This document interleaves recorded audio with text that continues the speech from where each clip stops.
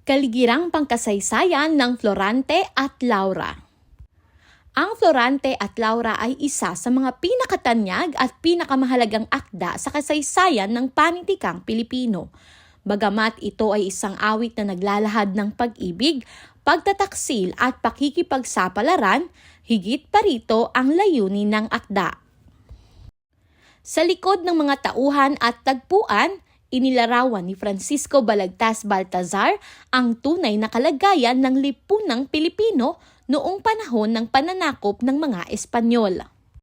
Ang Florante at Laura ay naisulat noong ika-18 siglo, partikular sa panahon ng pananakop ng Espanya sa Pilipinas. Ito ay panahong laganap ang pang-aabuso ng mga kolonyal na opisyal, praile at makapangyarihan sa mahihirap na mamamayan. Noong panahong ito, walang kalayaan sa pamamahayag. Mahigpit ang sensura sa mga akda at hindi maaaring tahasang punahin ang pamahalaan at simbahan.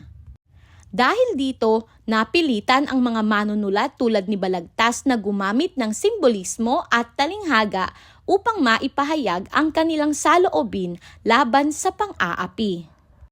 Bagamat tila kathang-isip at romantiko ang kwento, ang Florante at Laura ay may malalim na layuning panlipunan at pampolitika. Layunin ni Balagtas na, una, ipakita ang kawalan ng katarungan sa lipunan. Pangalawa, ilantad ang pang-aabuso ng mga makapangyarihan. Pangatlo, ipahayag ang pagmamahal sa bayan. At pang-apat, hikayatin ang mga Pilipino na magising at magmuni-muni sa kanilang kalagayan. Hindi niya ito nagawa ng tuwiran, kaya ginamit niya ang anyo ng awit at ang banyagang tagpuan upang makaiwas sa parusa. Isinulat niya ang awit bunga ng sakit ng loob ng mabalitaan na si Maria Asuncion Rivera ay ikakasal kay Mariano Nano Capule. Inalay niya ito para kay Celia. Isinulat ni Baltazar ito sa panahon ng pananakop ng Kastila sa Pilipinas upang pahaging na maisiwalat ang kalagayan ng mga Pilipino. Tagpuan at simbolismo.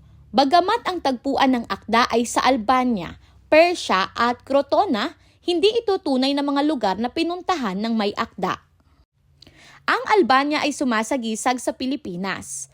Ang malupit na pamumuno ay kumakatawan sa kolonyal na pamahalaan at ang kaguluhan at digmaan naman ay larawan ng paghihirap ng mamamayan. Ang Florante at Laura ay isang awit, isang uri ng tulang pasalaysay na may sukat na lalabindalawahin, may 4 na taludtod bawat saknong, may iisang tugma sa bawat saknong. Karaniwang binibigkas o inaawit ang mga awit noong panahong iyon, kaya madaling maipasa sa bibig ng taong bayan. Ang akda ay naisulat sa wikang Tagalog, isang mahalagang hakbang noong panahong mas pinahahalagahan ang wikang Kastila. Sa paggamit ng sariling wika, naabot ni Balagtas ang mas maraming Pilipino, na itaguyod ang kultura at identidad ng bayan, at naging mas epektibo ang mensaheng makabayan.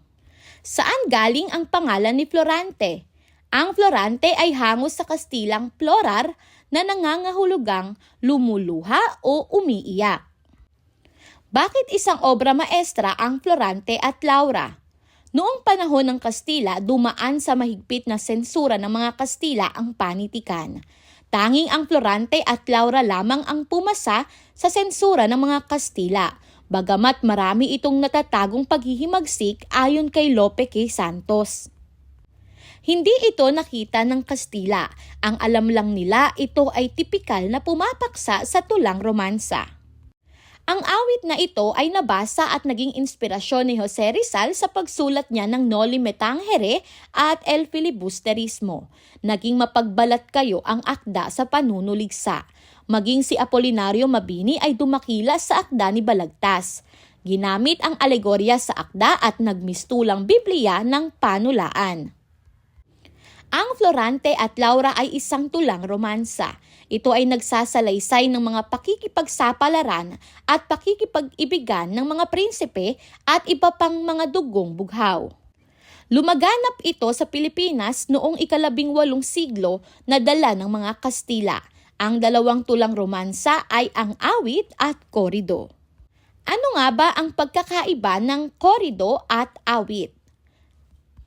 Batay sa anyo, ang awit ay binubuo ng 12 pantig sa loob ng taludturan, habang ang korido ay binubuo ng 8 pantig sa isang taludturan.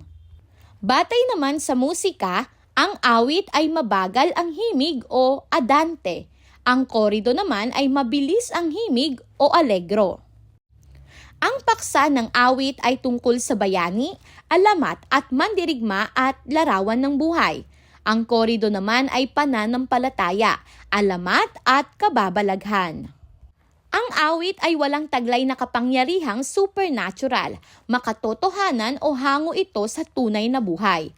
Samantalang ang korido naman ay may kapangyarihang supernatural o kakayahang magsagawa ng mga kababalaghan.